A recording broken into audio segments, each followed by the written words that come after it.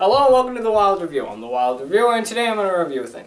So it's pretty exclamatory that when you're little and even when you get older, you have a fear of something. Now I'm not ashamed to say this anymore, but when I was little, about the age of 3, I had a fear of dogs and cats, a really severe one. I don't know what about them scared me, but I just wasn't a fan. To this day, I'm still not a fan of cats, but I like kittens. I don't know how it works either, but I don't know. I think it's because kittens are cute, cats are evil. I don't know. However, I have gained an appreciation to adore dogs. I still want a dog. I've always wanted a dog, ever since my fear of dogs kind of went away. However, what was amazing about my fear of dogs and cats when I was little is that I was afraid of them in person, but I absolutely loved them on screen. I loved dogs and cats on the television and shows. I love them in movies. I don't know what about these dogs and cat movies I liked. It's just that I think it was because it's something I've never really seen before. Because again, when you're little, you're just experiencing everything for the first time. And this was something that I've never seen before, kind of on television at the age of 3 or 2, whenever I started watching TV. I don't know. So if you couldn't guess, today's episode is going to be a dog episode. I'm not going to review a cat video or movie or whatever because I can't find any. I could probably find a few. But today I'm actually going to be reviewing a dog film that I absolutely adore, Bolt. It was a cute little animated Disney film and... What? Wait. Josh didn't get Bolt. Well, how do you confuse the... Since when does the video store have a pile of dog movies? I've never seen that. Alright, then if it's not Bolt, what movie am I reviewing? Oh my god, no! No, I am not reviewing this. No! No! This is, no! There is nothing in the world that you could say to make me review this. I'm not gonna... What? I'm sorry, how much money? This is Blue's big musical movie. Yes, I know what you're thinking. This is a really, really kiddie-ish film. It's a film for 5-year-olds, but honestly, there's nothing really wrong with this. Well, not intentionally. There are things wrong with this film, but the only reason why I am reviewing this is because I promised myself at least one movie from my childhood that I would actually review. Because if you notice, I've reviewed 2 films already that I've mostly seen now. And I've even reviewed an award show I recently seen now, so I think it's time I review something from my past. And this is the first thing that came to mind. Honestly, I can go hardball on this film and even show and kind of say how much this show is bad now that I think about it. And it's not my fault, it's just the fact on how when people get older, they seem to make fun of things that they used to love as a kid. And this was a show that I intentionally did have a hard spot for. But in a way, I can't hurt this show in any way. I can't go hardball on it because it kind of helped me get a talent that I love doing today, and that's drawing. I mostly draw cartoons nowadays, but this show kind of helped me draw. At least it attempted to with all those stick figure horrible drawing things. But this is just an example on how shows that you watch as a kid can kind of influence your life today or even your future. The shows you used to watch as a kid can kind of create the person that you are today. Each show has a message that tries to get to a kid and that makes them persuade a talent of some sort. Some shows teach you how to be creative and tell you that you can do anything that you want to do. Some shows can give you an education. Some shows can make you want to get up and dance, and some shows just make your parents question whether it's a good idea to leave you alone with grandma anymore. But nevertheless, this was a classic Nickelodeon show, and there's really nothing wrong with it. However, this film does have its problems, and that's what I'm going to be talking about today. So let's not waste any more time, let's get this over with before jokes start rolling in on how I'm a baby, because you know that's going to happen. Let's dive right into one of the most kiddish films that I'm ever going to be reviewing here, hopefully, Blue's Big Musical Movie. We start off with the talking salt and pepper shakers greeting us and then telling us to go wake up Steve, because the clock is failing at her job. Duck, duck, goose. Okay, hey, I don't want to know what kind of dream Steve is having, but I'm pretty sure whatever it is, it can either go two ways. He's either having a very funny, fluffy, kiddie-ish dream, or the other one is just really dirty. I know that doesn't make sense, but I mean, like, he's an adult. He has the right to think what he wants. Who knows what's going on in his dream? I mean, I don't even want to know what's going on in his dream. So once he's up, we're told that a big music show is going on where everyone's going to be singing about what they want to do with their life, which then leads into a musical number on what I exactly just said. We're having a show out in the backyard. All our friends will join along. I'm going to stop right here, and I just want to have a little discussion about you. Yes, you, mailbox. I have a bone to pick with you, something that I've been wondering for years now. Are you a wizard? Just hear me out. You notice that in the beginning of the show, he's in the front of the house. But yet when we're inside, he's in the back of the house. You can see it through the window. So, how is that possible? How can he be in the front of the house and the back of the house? Because if you think about it, you enter the front of the house, and that's the back of the house that you're talking. This is the back of my house. This is the front. This is where the show, he's in that window, per se, and he's out there. How does that work? Also, what the hell is this? What is this gray thing that resembles the thing in Rugrats that's all red? What is that thing? Is that like your magic thing? I don't know what it is, but I want it. I want my mailbox to do that. I wanna pull my mailbox so this way I can see that weird grayish thing that looks like, I don't know what it is, but it looks cool. Why doesn't my mailbox have that? Why doesn't my mailbox yell at me when it's mail time? Like, why doesn't that happen? How come the mailman in this world doesn't get scared if the mailbox talks, but that one time when I played that joke on my mailman when the mailbox was talking, he just ran away and we didn't get mail for like weeks? How come that happened? Oh, this is so bad.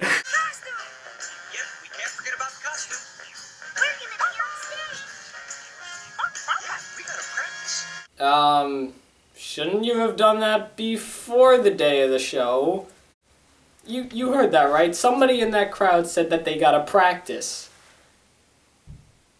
I think you do that before the day of the show. I mean, like, there's nothing wrong with practicing the day of the show, but I mean, like, it sounds like you got a lot to do today. Shouldn't you have done that before the day of the show? That's like the brightest idea there. I mean, just a bone I'm throwing you. Personal space, man. So once that music thing is done, Steve shows us his long list of stuff to do today. That's a big list, you know. I don't think we're gonna finish in time. Look at those 4 things. I don't think we're gonna make it. I think we're gonna fail. Like, we're not gonna make it. We then get introduced to a new character on the show, Periwinkle, who's overhearing everybody's conversation. The stalker that he is. Best music show ever. Magic show? Did someone say magic show? Ah yes, we're now shown example 1 of the running gag that will be running through this film. Everybody's deaf. How is everybody deaf? Well, let's just put this in terms. Let's just analyze this for a second. Alright, so he's there on the windowsill. Now he's overhearing everybody talking, or at least trying to hear everybody talk. Now given to the fact on how this house has absolutely no glass on the window, which I don't know why, he's overhearing their conversation, or at least trying to overhear the conversation, and somehow manage to get magic show confused with music show, or the other way around. It just shows it's gonna show everybody's deaf in this world, and it's a recurring gag in this movie. How do you mistake music show for magic show? I think I'm saying that wrong. Either way, how do you mistake it? It sounds nothing alike, like how Bull doesn't sound anything like Blue. So after everybody eats breakfast, we're then told what everybody's gonna be doing in the show. Blue and Tiki, the clock that was failing at her job, tell everybody that they're doing a duet on how they want to be teachers in life. Because when I'm in class, I'm going to be listening to a talking dog. That's going to be my teacher. So remember this, Mom and Dad. When I come home, I can't complain to you anymore that my teacher, you know, is a bitch. Get it? However, during practicing, something wrong happens. Turns out that Tickety loses her voice because she's been singing too much. While everybody's panicking, they try to figure out what else Tickety can do, so they decide that she could just ring her bells in the show. But wait, Blue doesn't have a partner and she's not going to do the show alone because nobody can understand her. So, what's going to happen? Who's going to be Blue's new partner? And that's where Blue's Clues comes in to play. Okay, here's my problem here. I understand this is a Blue's Clues movie. I understand that. Now, you can't have a Blue's Clues movie without the game. However, I think Blue's Clues is the last thing you want to do today.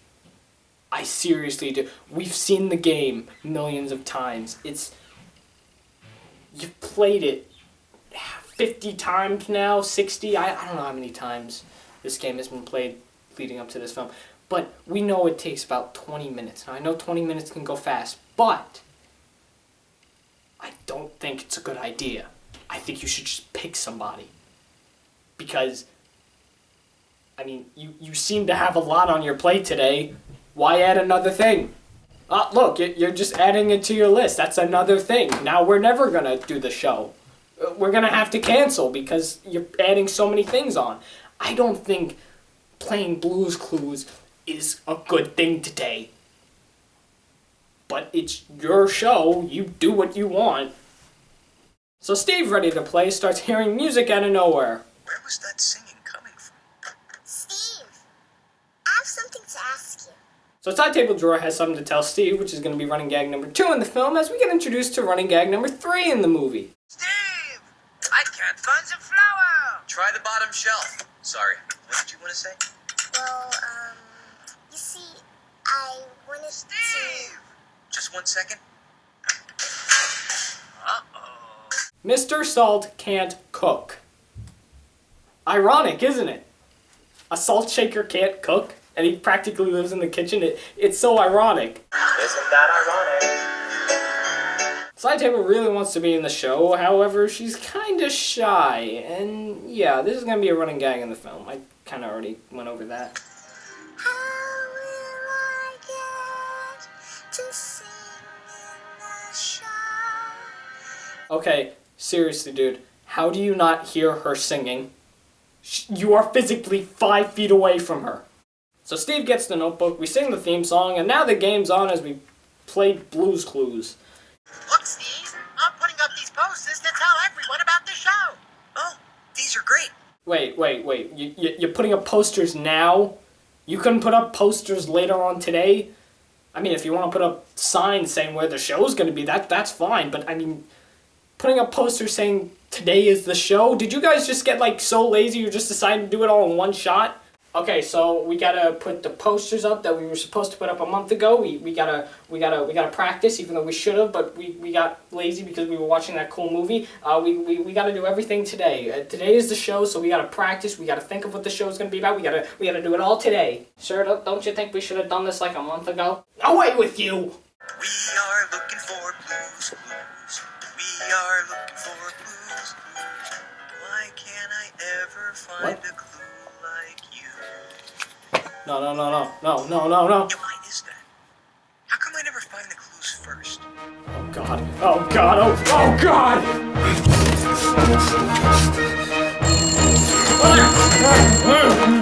Hello? It's Steve! He figured it out!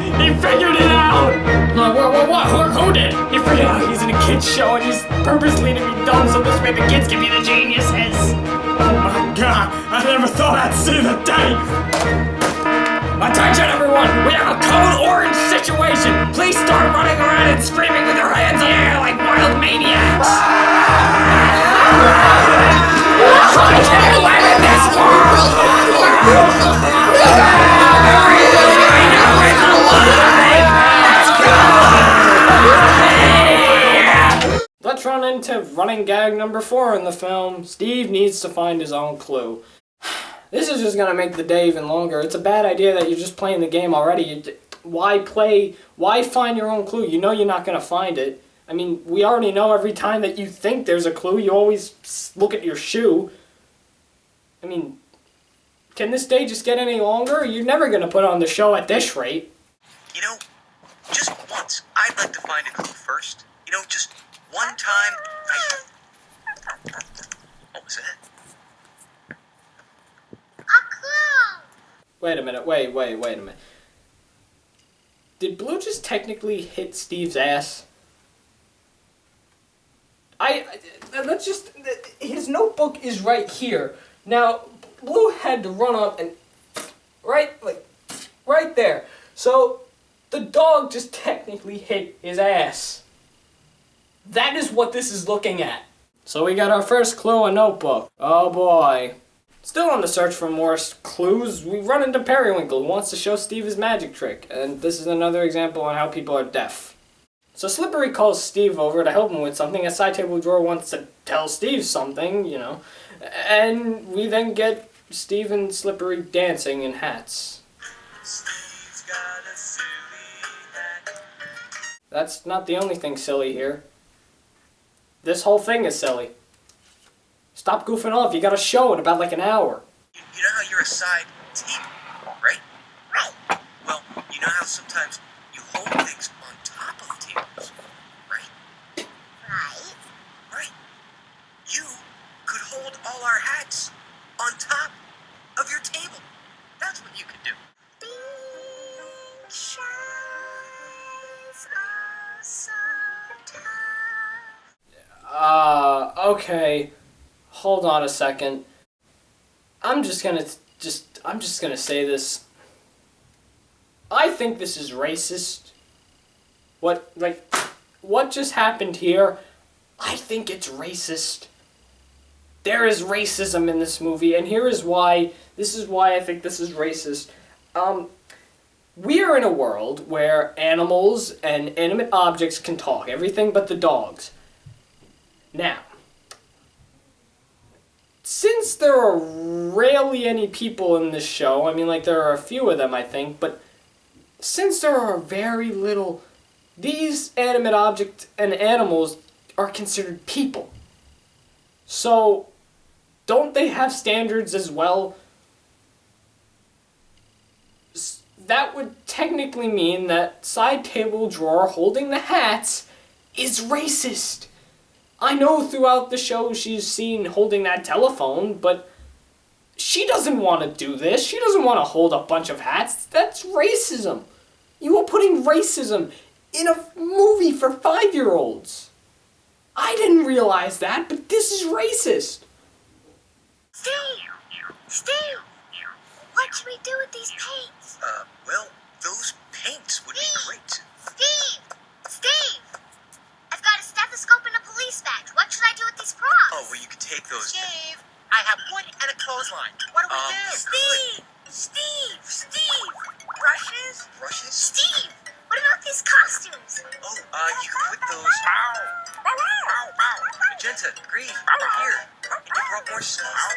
Steve! What should we do? Shut the fuck up! But Blue has an idea which leads into everybody singing about how they're going to work together. After that, we then see Periwinkle wanting to show Steve his magic again. But Steve gets distracted by the running gag. Excuse me, Steve. Where's the chocolate chips? Oh, they're on the bottom shelf. Sorry, Periwinkle, go ahead. Harry, Hocus, Pocus. Bottom shelf. Harry, Hocus, Pocus. Bottom shelf. My God, how the hell do you not know where the chocolate chips are if it's your house? I would not eat anything from this man. Who knows what he's putting in those cookies? Steve, where are you? Can I show you? Oh my God, a clue, your magic! Oh, yeah. It's right there. You know, I'd like to be able to find... Yes, we understand you want to find your own clue. But at this rate, it's not going to look like it. I mean, you were having a difficult time this morning. In fact, you even had a difficult time a couple of minutes ago. So our second clue is a knob. It's the side table. I mean, how do you not know that? I knew it. Once we got that clue, I automatically figured it out. I mean, I figured it out before the movie even started. I mean... Our stage is ready. Check. The cookies are done. Yo, man. Wow. Don't eat those. Steve then remembers that he needs to think of a song to sing in the show, which leads into the Scadoo bit, and I swear to God, this is one of the longest ones ever in the show's history. Literally 17 minutes long. Maybe shorter than that, but that's at least the limit. 17 minutes long. Though if I'll be completely honest with you, this was kind of my favorite part of the movie, and it actually is where the special guest star, the late Ray Charles, appears. He plays a music note. So after that 17-minute Scadoo bit, we come back into reality, and it looks like nothing's gotten done. I mean, the pail and shovel look like that they've been productive, but, I mean, they're talking about chairs. I mean, they've only moved, like, what, 5 feet?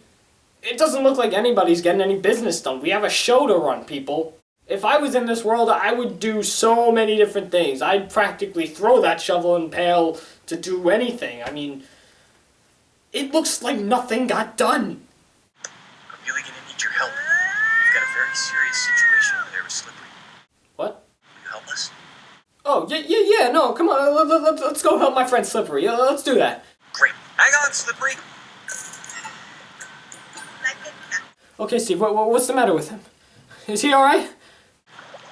You alright? Steve, I keep slipping.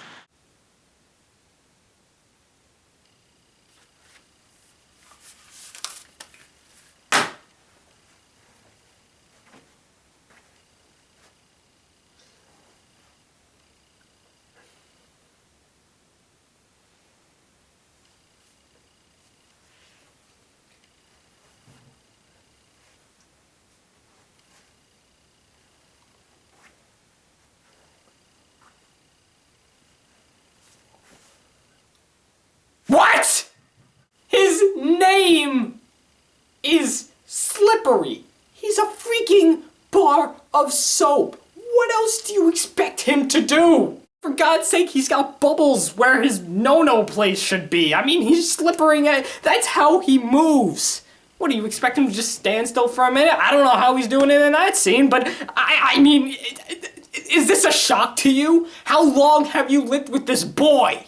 So after that little bit, we're reminded, for some reason, that Steve has one more clue to find. Which is great because he's got nothing standing in his way, and he'll be able to find that clue before any of the neighbors come. Steve, the neighbors are coming. Well, we failed. So because both Mailbox and Steve are busy doing stuff, they have to figure out who's going to collect the ticket. Which gives Steve the idea of using side table drawer... Oh my god, has she seriously been holding those hats for like 20 minutes? She hasn't been on screen for like 20 minutes. She's seriously been holding those? Right, well, this is what I was thinking. You could stand by this post and collect everyone's tickets for the show and hold them in your drawer. Oh great, more racism. This is just what the movie needs. So now Steve is ready and he's gonna find his glass clue on his own. Hey, Steve, did you hear the one about the guy who was taking a really long time to find a clue? Well, it's nice to know that you're big help, Mailbox. You're just one big dick, aren't you? Well, honestly, it shouldn't be a shock. I mean, like, you've been trying to steal the spotlight since day one. Remember that episode with the treasure hunt where you just interrupted the theme song out of nowhere? Hi out there, it's me, Steve. Have you seen Blue? Mail time. You make me sick. So Steve starts losing his confidence, and I swear to God, this was one of the most saddest thing ever in my childhood. What if I never find the clue? I'm not as good at that as you. I feel like giving up. You know, honestly, I like I said a couple minutes ago, this is honestly one of the saddest moments of my childhood. When I heard this little song and stuff, just the music tone and the way Steve was this happy guy and now he's just all sad. It is really sad to think that, you know, he may not find this. You know, everything could go downhill from here. And I mean, it's no shock that this movie would have a sad moment, but I mean, you know, it still makes me sad thinking about it. That, you know, he may never get to find that own clue and just might need to give up. I blame the dog. Yes, I blame you, Blue, and here is why. Here's why I blame Blue. What is the name of the game we are playing? What is it? Blue's Clues? Is that the game? Yes, okay.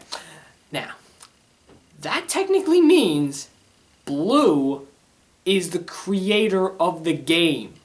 That means it's her game, and she creates the rules, and she can do everything. However, knowing that today is a very hectic day, which it is, I think maybe the least she could have done is at least give freaking hints. I want you to think about it. Why can't the creator just give him a break? Give him a little hint. Why can't you just whisper in his ear like, okay, you have to, like, it's close to you. Just play like hot and cold or whatever. I don't care. Give him a little hint.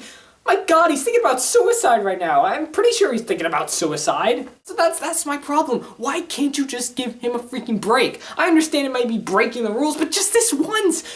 You don't need to do it in the next episode. You didn't need to do it beforehand. Just give him a freaking break.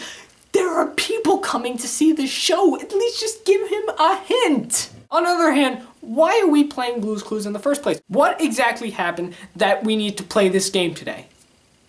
Oh, that's right. Tickety lost her voice. She can't sing in the music show. Well, Mailbox, if you just turn your head down, hello, she's right there. She is right there. She's moving her mouth in a musical form. She is singing. So she lied. She just doesn't want to be in the show. She should be home resting. I don't care if she's going to ring her bells. I don't care. I blame Blue and I blame Tickety because they are liars. She's a liar because she's faking not singing, and she's just bad. Bad dog. You need to give Steve hints. He's on the verge of suicide.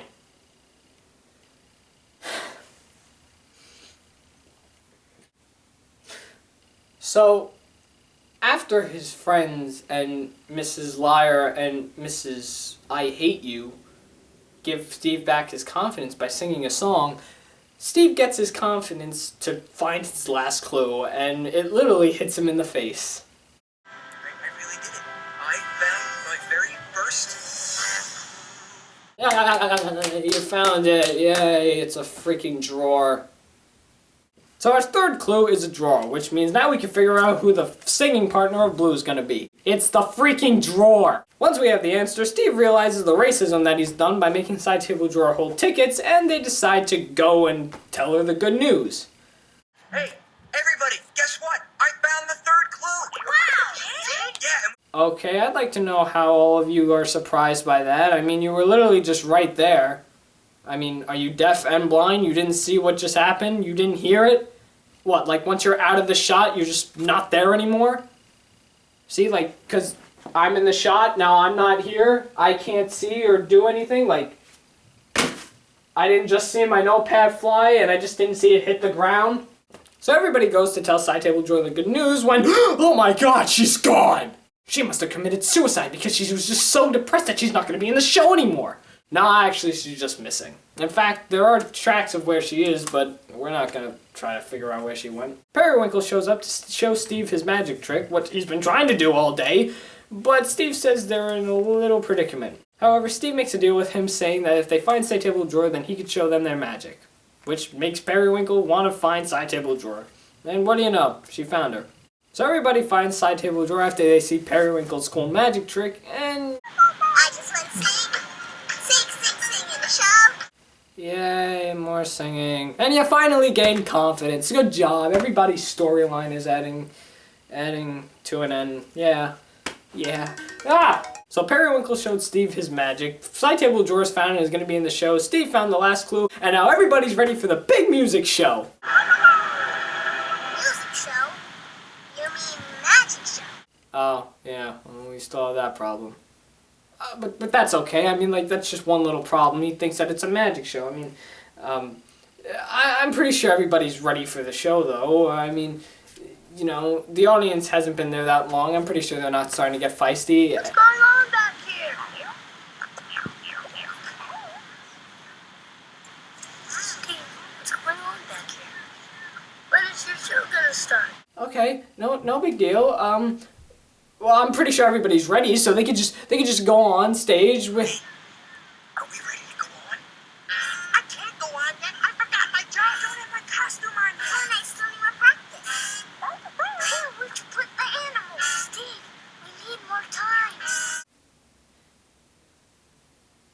See, this is why it's important to practice before the show. Not the day of the show!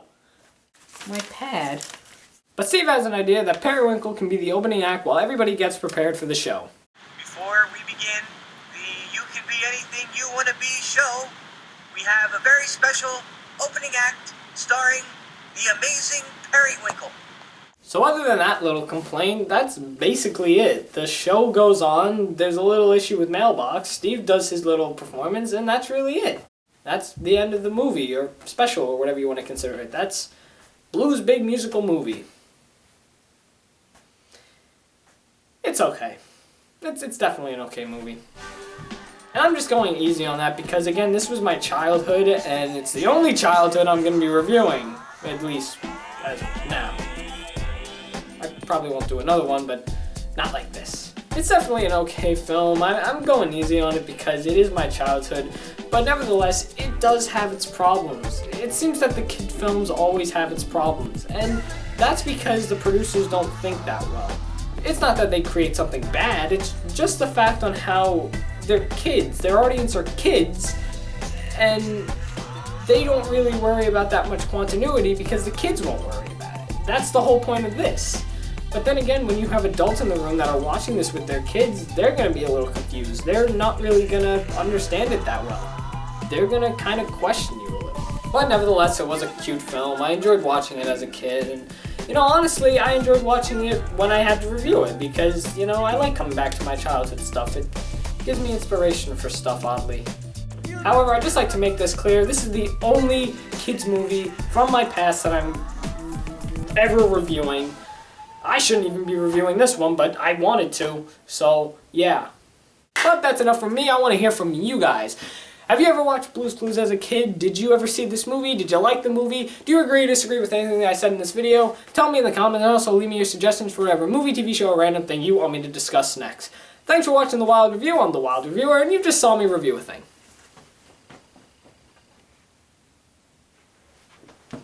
I'm watching you, Mailbox.